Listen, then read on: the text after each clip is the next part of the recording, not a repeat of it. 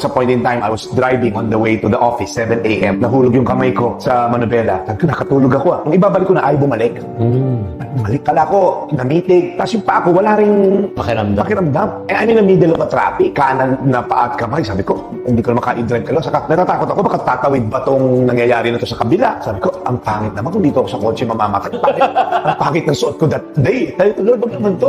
Isang pastor namatay, di ba? Tapos butas-butas pa yung damit. So, sabi ko, Lord, ano ba to? Tinabi ko lang. I called a friend and then pinik up ako after 30 minutes, brought me to the hospital. It's a case of TIA, transient ischemic attack. So when you ask me, ano yung isa sa pinakamalaking challenge sa akin na napagdaanan? I think it has something to do with physical. Kasi nagkakaroon po ng fear pag may uncertainty. I don't even know what will happen. Mamamatay na ba ako on that time? Ano ba to? Permanent pa to?